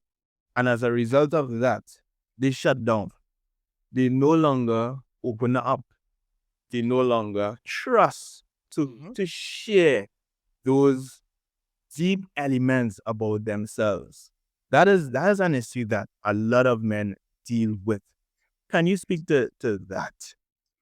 Those that are blessed and lucky, and perhaps you have not got with somebody yet that close, you can go to coaching or therapy, and those things will help you begin to know who you are. You asked me an important question at the beginning. Adam, who art thou? Most people don't know who they are, and most people don't know what they want. So when you don't have walls and you don't have boundaries, you're not sure who you are, and it's not a guiding principle. I'm not saying that kind of stuff. You've been hurt, so now you want to put your wall up. Not that kind of thing. When you're really just being real and pure, and you don't know who you are or what you want, and you let anything in. Remember, even the Bible says, you got to be able to be. There's a way to be joined so that those two things won't put each other asunder. So if you're not really hitched and joined correctly at the right way, you got the wrong person. So I say this, even if you were hurt, I invite you to first go to coaching or therapy. That's stuff I do and help people with. That's other people do things like that. Because the whole goal is to ask you questions in a safe space so you hear you talk. You hear yourself think. You hear what you like, what you don't like, and begin to start creating the world that honors you. Now, once you kind of in a set place, look to your left or to your right. Are you joined with somebody? Or let's say, are you evenly yoked? Those are the words I was looking for earlier. If you're not evenly yoked, either now it's time because you guys are together, maybe you need to go to counseling together. But if you're not looking at a we thing and recognizing, let me see how I'm making sure I'm honoring me while I'm also honoring her, you've got some choices to make. Because to now sit here, do no coaching, and you don't feel safe and you can't open up, once again, you're settling. See, settling, the concept of settling is the same. It doesn't matter if it's a relationship, a job, or in spirit. It doesn't matter if you settle on your health and just allow yourself to go, get overweight if that's the thing. Settling is settling. You get to choose how you want to live your life in each one of those quadrants: relationship, spirit, health, just how you do things, even emotional. Do you want to settle there? You get to choose. Is that helpful? Yeah, it is super helpful. And I hope that it is helpful for the man who is listening to this right now. You also spoke there about coaching and therapies. I know that that is a major issue for men. Men don't believe, well, when I say men, I'm speaking generally here, but Yeah. to not be generalistic, but there is Uh-oh. studies that show that men generally avoid therapy and avoid coaching. Well, I would say therapy because coaching, I'm going to get into what coaching is because that will be my follow-up question. So you can also answer that. Why is it important? Or what are the benefits you have gained from therapy? Well, I actually did coaching. Coaching's a little Okay. bit different because there you get asked questions and you also get presented with action plans and build your way out and learn how to walk through it. So I did the coaching because when I went to that conference in 2018, the first speaker I met was an actual coach, not a therapist, a coach. In fact, it's funny because I now have therapists that I coach. I have two. I just did a therapist. I mean, I did one last week and we have one scheduled. We were supposed to do it yesterday, but we're rescheduling. But I now have therapists because with coaching, it's a little different. What I love about coaching is that not only you asking questions, we're also leading them to action plans, but still allowing them to choose. With therapy, most times you're just kind of having these questions and you get to kind of go back and reflect and just think, and you get there when you get there. I had one client, he's a roofer in Indiana. They say his therapist says, I don't like that coaching because they charge too much money. I guess coaching has packages and therapy maybe go by the hour or whatever. And so he was like, he was attacking me. And so the client got upset and was like, wait a minute, I've learned this, I've learned that, I've become this person. You stop it. And so he fired the therapist and kept me. Oh, And he was here. This was more of an investment. But he says, but what I love about what I'm getting with you is that, I mean, again, you asking me these questions, but you're also allowing me to choose, showing me how to think, giving me plans, and allowing me to grow up to the plan, asking me follow up. Oh, he said, you do so much that, and I'm not comparing either one. And that's why I give people options. I just want people to learn and recognize if you will get your car serviced, you will get the oil changed, you will put gasoline in it, you would get tune-ups. On occasion, you may have to get a whole recall of an engine. You may get the transmission done. Why do you think this does not need help? You oh, think just because it came to the earth and maybe you went through school, that's it and there's nothing else? Or no, no. So what coaching does is help identify sometimes thoughts that programming leads us astray, becomes a stronghold. A stronghold is nothing but a belief that's not correct, that's not been challenged, that you begin to believe over and over and over again, that you think this thing that's not really true becomes your new truth. That's just a stronghold. Coaching helps us identify some of those strongholds and starts asking questions, disrupts them so you dig them up and then ask yourself, do I like my life going in this direction with this belief that's really not serving me? Or do I want to choose different? That's what coaching would do. And then from here, let's keep going. And how do you know you're getting there? Let's create some action plans. Let's figure out what's holding you back. How could you move forward? Do you like what you see? Coaching is really powerful. So I do believe in that because that's what set me free. And I didn't think, I had a guy who asked me the other day, is transformation real? Is that possible? Or is that just talk? And I was like, bruh, look at me. You came to me because you see something different, so you know it's real. But the question is, are you ready? And some, I mean, it was an innocent question, but some people really think if I'm born this way, I'm stuck this way. The answer is no, you're not. You have choice. You have choice. That's why Canoe does these things so you can see yourself and choose differently, choose higher, choose you, evolved you, a becoming you, an overcomer of you. And with that, you are segueing into the importance of mental health. There's more. Okay. Because we often focus on our physical health because we can see the effects of it. Let's say we have chest pain, we go and check and see if it's related to coronary disease or something along that line. So we can truly experience our physical ailments. The mental ailments, on the other hand, are much more invisible until they become visible. And sometimes it is far too late. Not saying that it's impossible to address, but sometimes we go down that road, so far down that road, that it becomes so difficult to make that U-turn, to make that 180 or 90-degree turn. You have invested into coaching. You are a coach. You have been coached. What are the mental benefits you have experienced? Well, for those that are watching, listen to how I speak. That's one of your first ones. I did not wake up speaking this way. But if you listen to me, there's something you're going to constantly hear. You hear choice. I say things in a way where I leave you to choose. I don't judge you and say, you have to do this, you ought to do this, you should do this. You don't hear those words. Those are bad words in my view. So I learned with coaching, the best thing you could ever do is allow people to choose. So if you become coaching or become somebody who's being coached, you'll learn how to not only receive that, but if you keep studying it, it will also evolve and become part of your language. That is a power, a superpower all into itself. I get in a lot of rooms just with that. I like to get people to, oh my God, I just like the way you make me feel. I know what they mean. That's why I tell people, I invite you to, or it is your choice, you get to. See how I say that? That's choice. That means if I get to do this or I can do that.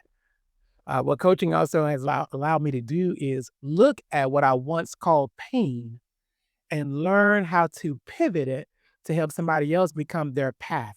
So coaching shows you how to reframe.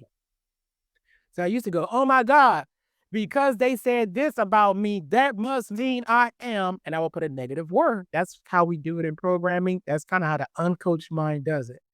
What coaching did allow me to put in, perhaps, what they said about me, I must means I'm arrogant. Perhaps. No.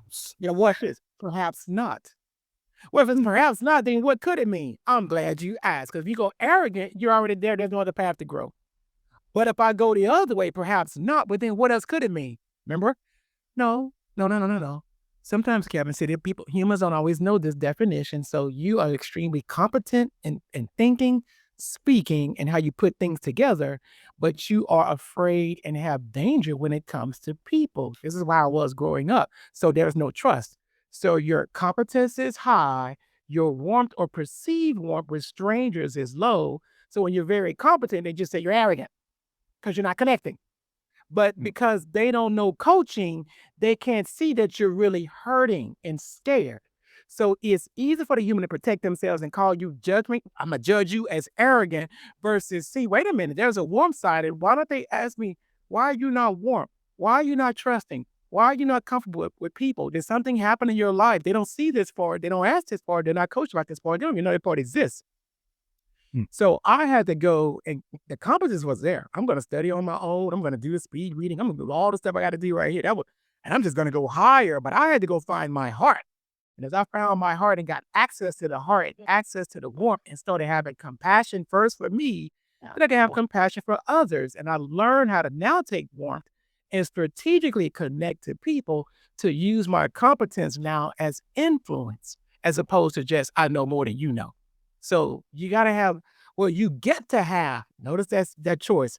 Both can work Mm. for you, competence and warmth. Or you can have no warmth and just go, I'm just a man. I'm just going y'all butcher. That's how you want to be. And just, gruff, gruff, gruff, gruff, gruff. And I can't show no tears. So now you're not emotional at all, but you're still emotional because you still get stressed. Your voice still go up. You still get angry. That's emotional. It's just a different kind of emotion. But when you learn all the emotions, you can play the full piano, not just these one or two keys, but you can play all the keys. And you have the warmth and the competence. That's the whole human. That's charisma. That's a leader that can do things and be trusted, but people like you and can trust you. Does that help? Got it. I got it. That's Yeah. emotional It intelligence. helps. Where you go get coaching. You need coaching and you also need that book, Emotion, Not Intelligence Simplified.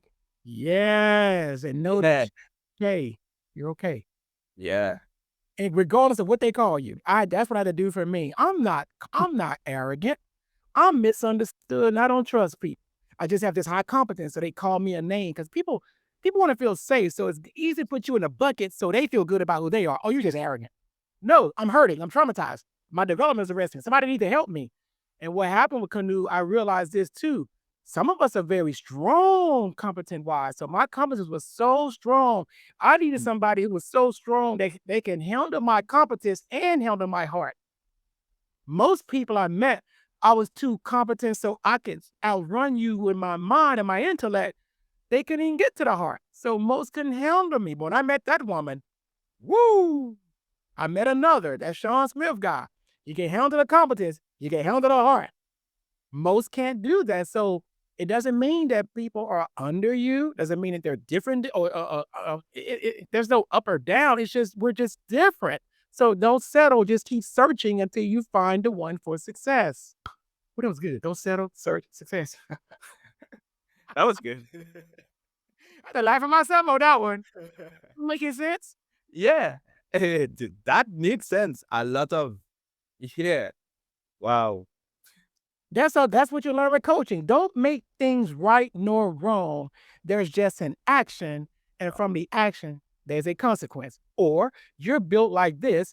Other people have differences. So we don't want to dehumanize by making people right or wrong. Because the minute you make them wrong, you start dehumanizing them into Mm. they, not us. Now at the Super Bowl with Kendrick Lamar, that might have been cute. They're not like us. And everybody dancing. They're not like us. And it's all over the internet. That's cute there.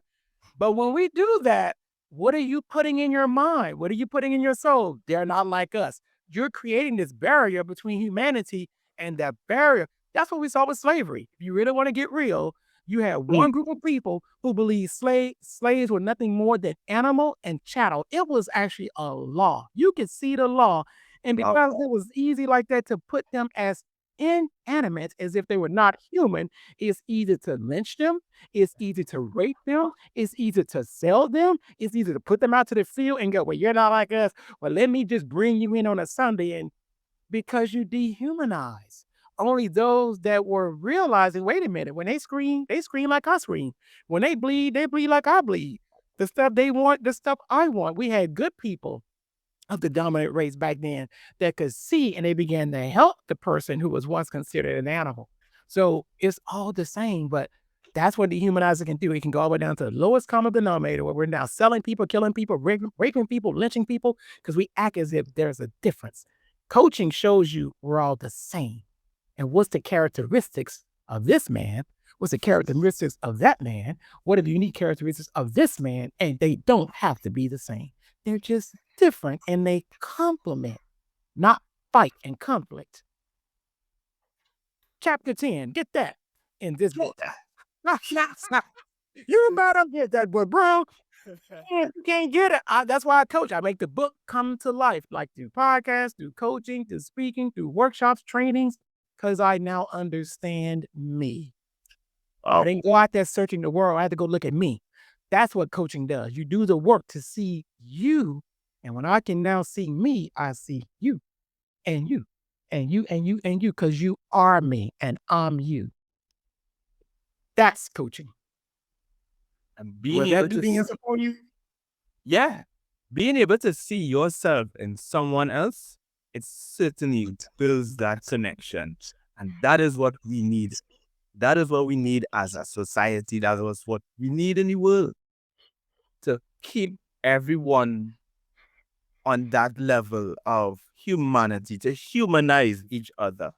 And with all of the divisions that we are seeing taking place, and the dehumanization that we are seeing taking place on a wide scale across many nations, that is what we need, to be able to see that human in that other person.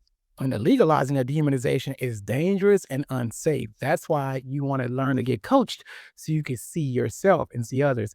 The workshop I did today, it was all about ownership. And they said, Kevin, can you help us with all these people who don't own their areas? They're all triggered, basically. They didn't say triggered, but scared, overwhelmed. They don't, it's a lot of resistance. And all they did was say, how do you help them? And I said, well, let me reverse engineer me. And I found my ways that I went from sometimes not owning it to owning it as I first looked at myself. And from what I saw in me, I said, well, they're like me. So then I built a presentation because I know if I'm going to have this path, they can have the same type path too, because we're all human. That's why that's the power of learning to see humans. We're really all one. We have our unique proclivities, but we're not they and them and us and versus them. It's not that. It's not that. Hmm. There's power in connection. There's also profit in connection. Possibility in connection. Ooh. Power, profit, possibility, There all you in go. connection. Mm. Love it. I want to touch back a bit. You were bullied in school. I want you to speak to that young man, that young Kevin, with the experience that you have had now. I Sure. want you to speak to little Kevin, because little Kevin is in that young man who is looking at this podcast right now. Little Kevin is in that man who has been bullied, who is being bullied. Speak to little Kevin when it comes to bullying. Little Kevin, you're going to have a long road ahead of you.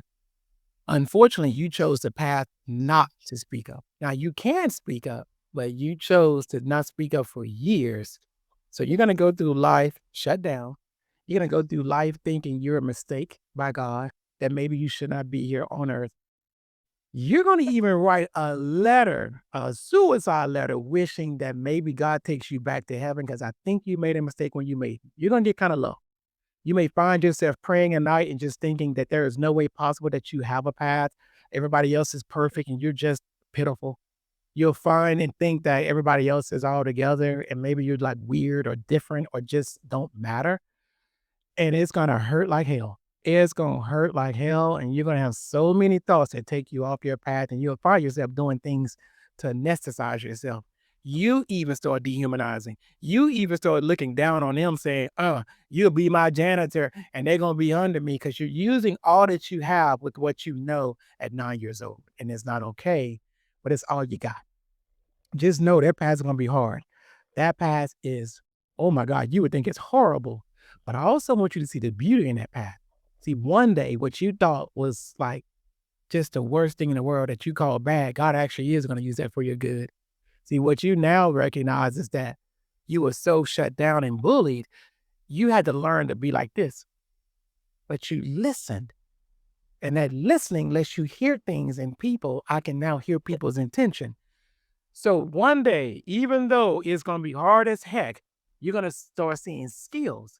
See, now you learn to let the loud person in the room run that mouth and talk because they want to be seen. They want to be heard. But you also know from Proverbs, a fool uttereth all his mind first. A wise man keeps it in till afterwards. That's Proverbs 29:11. You'll learn the wisdom in that. You'll let their fool run their mouth, but when is your time? It will be your time. You'll also learn that even though you don't feel worthy to speak today, one day the world's gonna be asking you, please say something. Please come on my podcast. Please coach me. Please come and speak to my group because there is an insight that you have. There's a language that gives possibility, hope, and choice. There is a way that people can feel trust that when you open your mouth, they feel safe, they don't feel judged, and they only feel unconditional love. But right now, Kevin, little Kevin, it's going to hurt like hell. You can't see that possibility. You can't see God in it. In fact, you question God like God is good all the time. All the time, God is good. But why are you not good to me? Why do they say you're good to them and you're letting me hurt? You're going to say that. You're going to feel that. And there going to be days you cry yourself to sleep at night. But don't forget, you pray for a teacher because you were smart in school. There'll be times that most times they wouldn't even finish the book and you could finish it. And all that stuff you saw left, you realize you'll never go to Harvard because they won't finish the book. You'll never go to Yale because they won't finish the book. Your mom can't put you in private school because they won't finish the book. So you're going to be so upset. But at night, in fourth grade and fifth grade, when you're in the bathtub and you're alone, you would pray, God, please send somebody smarter than me. You'll pray, God, please send somebody smarter than me. And year after year, you will feel alone. You'll feel left. You'll feel like nothing happened. And decades will go by and you're still praying, God, please send somebody smarter than me. God, please don't let me just be the smartest person in the room because you know you cannot grow when you're the smartest person in the room. But one day, this woman who did The Secret, who went on Oprah Winfrey, she went on Larry King Live, she went on all the major platforms, all the places. You even almost gave her a whole talk show. One day you will meet her and she's smarter than you. That's the teacher, one of the teachers you prayed for. And as you work with her, she opened up your heart, opened up possibility, but you're going to hurt for a few decades and it's going to be okay. Just don't give up.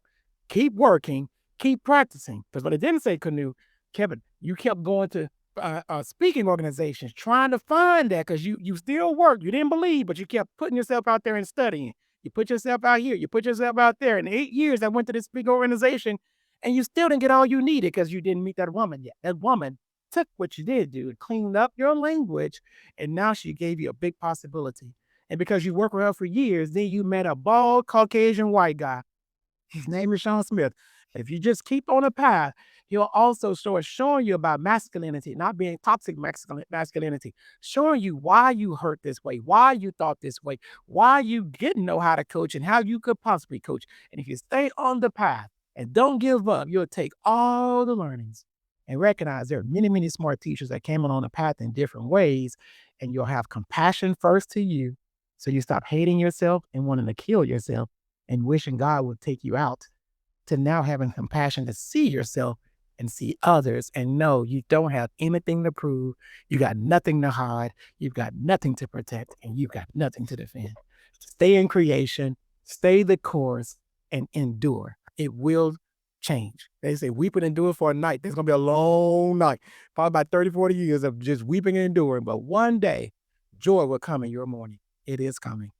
Keep studying while it comes. Keep praying while it comes. Keep holding on while it comes. And keep becoming while it comes.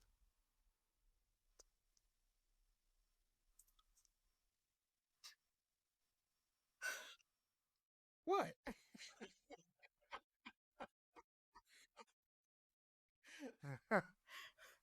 You sound Kevin.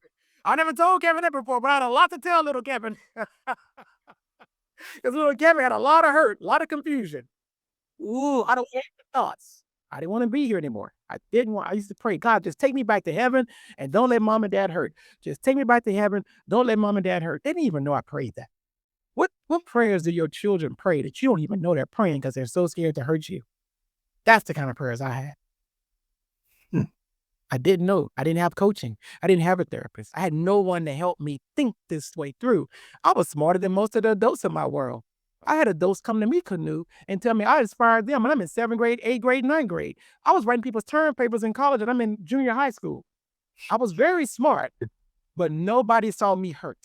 Nobody saw I was on the brink of suicide. Nobody saw I was on the brink of holding on by my fingertips because I can't find anybody like me.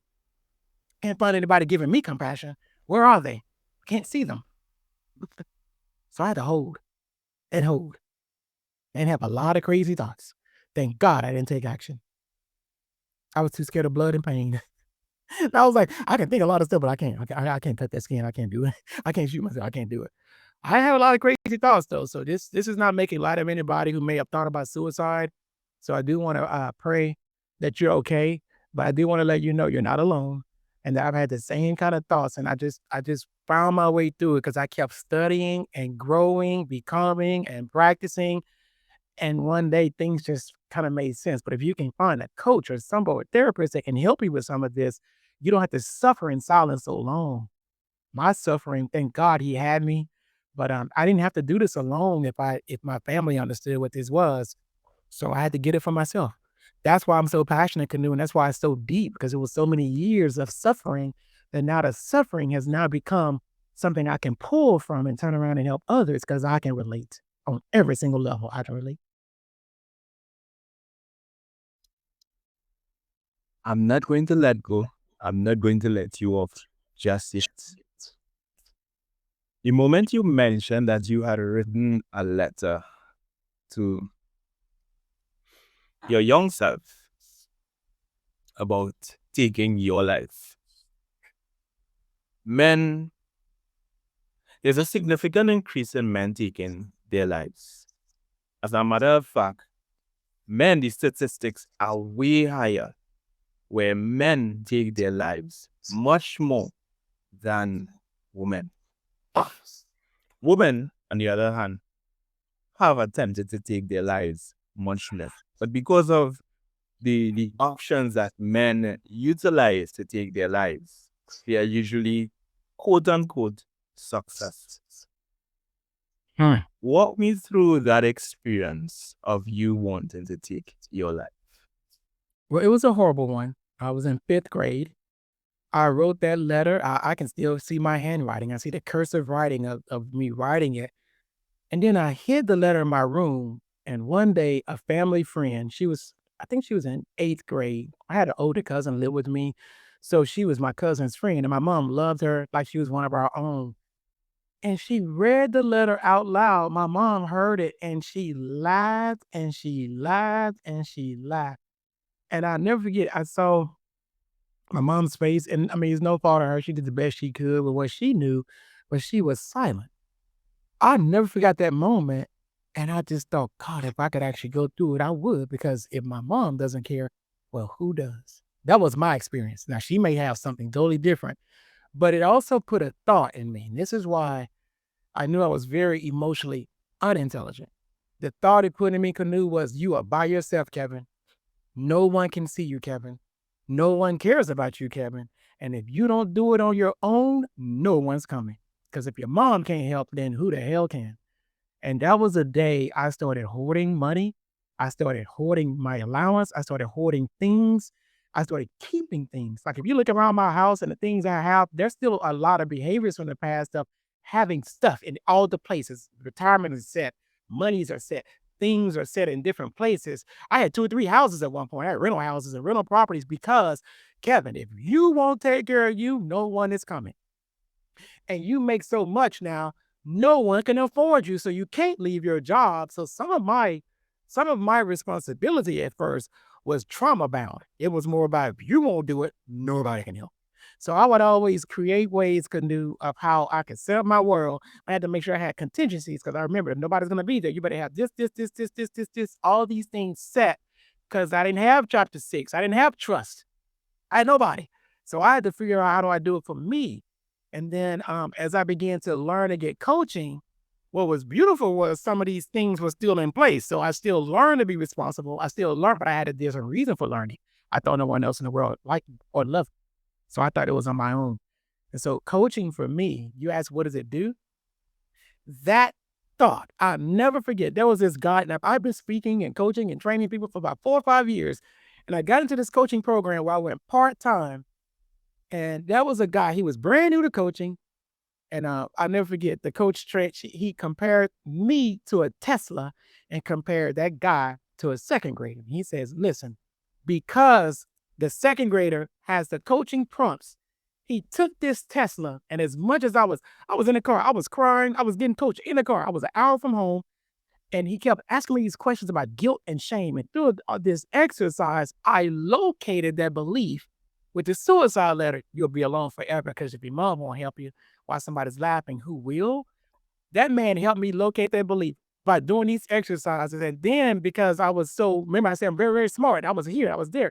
And he stayed present with me and wouldn't let me go and kept asking questions and would not be and I'm crying my eyes out, but it was one of the best things I'd ever found because it was a lie. There was a stronghold that I thought I had to do everything by myself and no one else is strong enough to help me. And he kept asking questions so I could see the lie and see the belief and lay in choice. See the belief. So it was like a second grader learning how to coach, taking a Tesla and wrangling with this thing until the Tesla succumbed. And it was the questions that allowed him to be there. But more importantly, it was his presence and willing to be with me in my ugliest hour. And I saw that programming running my life in the ground, running my life not trusting, running my life not being sure of myself or listening to myself or listening to others. It was a coaching to help identify that belief. So when you ask what coaching does, it can do stuff like that. If you are willing to be vulnerable, do the work, do the exercises, and literally just open yourself to you. I was ready. You segued into something there that many men also deal with. That is loneliness. Or maybe walking a lonely path. They thinking that they are on their own, as you thought that it is all about, it's all up to you. And I understand that perspective, and I agree with it to a certain extent. What are the advantages of walking your path alone, and what are the disadvantages that you see where that is concerned? Well, I'm gonna start with the disadvantages. One of the things you can do, you walk it alone, you could think what you believe is truth because there's nobody else there to confront it. So there are thoughts I had in my mind, just like the one I just described, that no one is there for me, no one can help me. And I let that be the thought that ran my life in a lot of ways, but it was a lie. I didn't have anyone to confront it, no community to help me see it. So guess what? That lie ran my life. So when you walk alone, no one challenges you. When you walk alone, you could think you're right and you could judge everybody else as wrong. So sometimes I had some of that going on, which is mean it's easier to dehumanize other people. When you're walking alone, you can look at yourself and just think there is no other way because there's nobody to show you a different way when you walk alone. Now, some advantages as you're being alone, you get to do the work. If you're willing to do the work and it's quiet, no one's going to stop you and interrupt you so you can't do the work. See, sometimes we hold on to other people and use them as an excuse so we don't have to get out there and do that ugly work I described. So sometimes the advantage of being alone at times is also listening and being quiet with your thoughts. There's no phone. I don't know what my phone is. There's no phone going on. There's no TV going on. If you turn everything off, it's just your thoughts. And I invite you, listen. Do you like what you hear? Does it serve you? Look at your outer world because everything starts with an inner thought and interaction. Then we do it on the outer. Look at the world you have. Is it serving you? If not, choose differently. So being alone does have some advantages because you can be not interrupted and really if you're willing to do the work. So there's something to it, but just having people is not always an advantage too, because if you're using them as an excuse to not look at you, well, that how many years does your life go by because you won't look at you because you got family, you got this person, you got that person, but you won't look at you. Is it really beneficial to hide behind someone else and then blame them or blame the world, but don't look at you? So it's got its advantages and disadvantages on both sides. I guess the best case scenario would be to spend time alone to do that work to get to know you. But You also, get some help if you know you can't. If you've been yes, doing it for the last several years and nothing's really changed, even when you're alone, sorry, let me go and disrupt you. You need some help. You need a coach. Why do you yeah, think we're on here?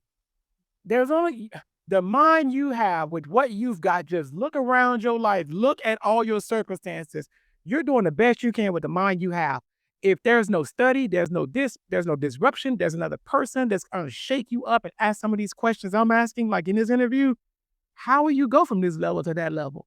See, the difference is the other person is, first of all, they're outside of you, so they can hear your thoughts and yeah, sometimes challenge it. But number two, if it's a coach or a therapist, they studied in areas you haven't. Think about it. yeah, We don't study in areas that deal with our mind or deal with our head. We just think, "Oh, I got it all together." Well, you got people who actually have a whole field of study, years, and they have experience helping other people do stuff like this. They've done the work themselves. A lot of them have. So you got to understand, sometimes the mind you've got can only take you so far, but for you to go higher, you must invest in yourself. But that's a willingness to say, I don't have it all together. Am I willing to tell the truth and go higher? Because this person can fool me in a certain area. That's telling the truth is also very courageous, but lying is very easy. We do that a lot. So I'm gonna invite mm, you to look at yourself and ask yourself, was that yeah, helpful? yeah. That. So in essence, what I got is you need that assistance to go further. And as well as I would even add that you need that community of like-minded persons, like-minded men to also give that support and encouragement. Right. Own a Yeah. friend, get a friend, have a friend. Find Yeah. somebody who's actually doing the work so you don't feel like a unicorn. Because sometimes I want you to also see this is very critical. I had a friend of 19 years before I started speaking. Mm, Because, it was just me and her, and what it was I didn't realize I was commiserating. See, I was still afraid to speak, but the same Kevin you see right here, all this was there, but I was pushing it all on that one person, and she didn't wanna do it. She didn't wanna do the work. She wasn't ready. Her belief was, "Well, it take God a long, long time for me," and for years, 19 years, I believed it. So guess what I was doing? But I was also stunting my own growth. I didn't have to stay yeah. there.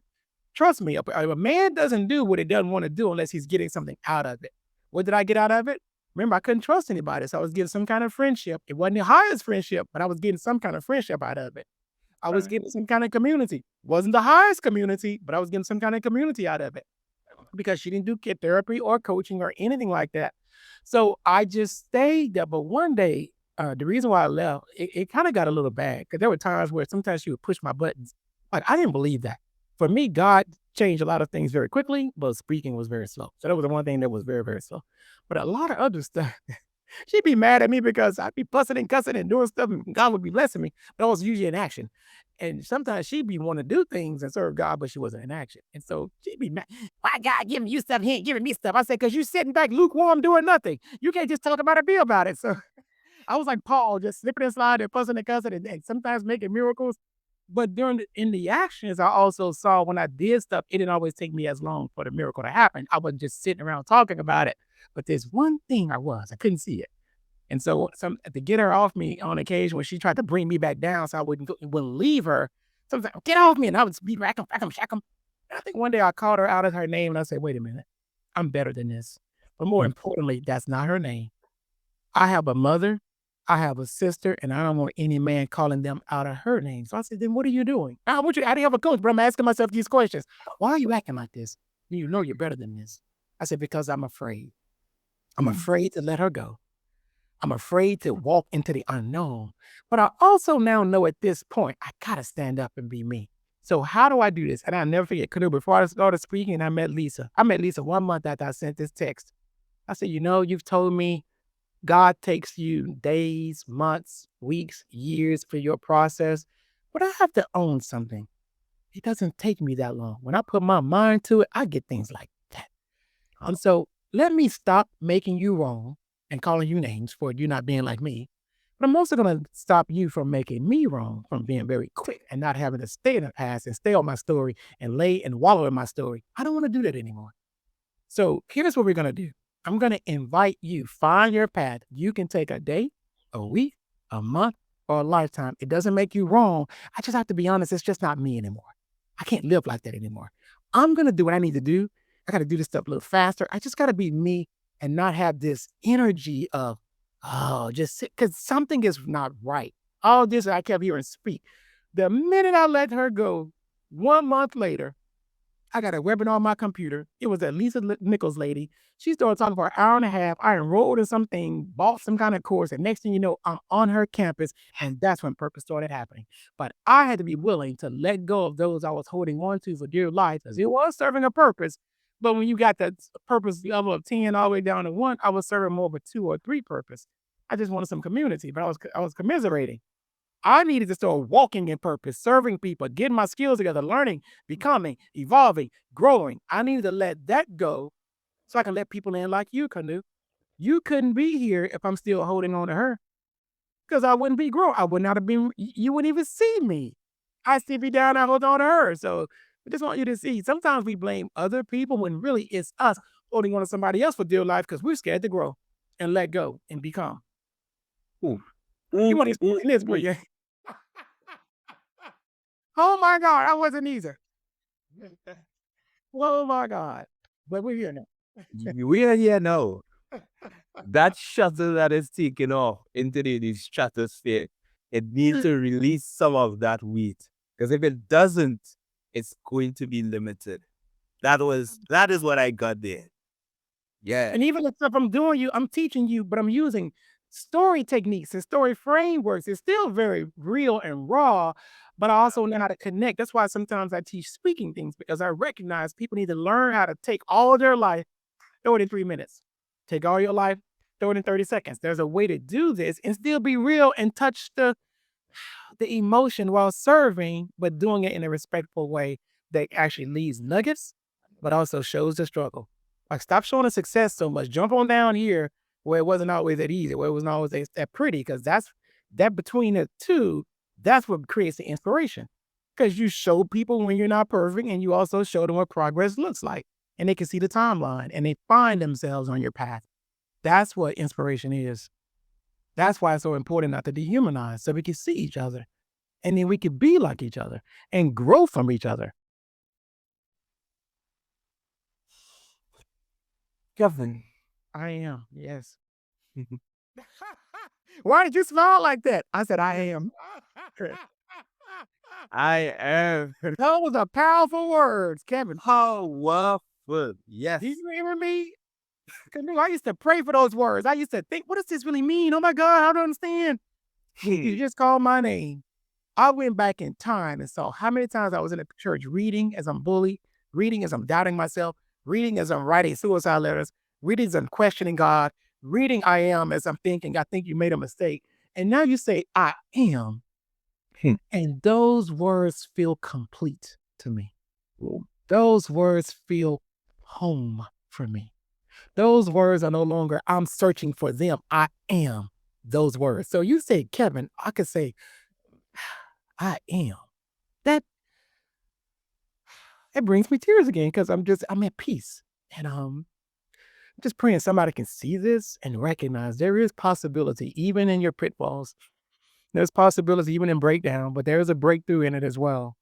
But to be able to say I am and mean it with authenticity is everything.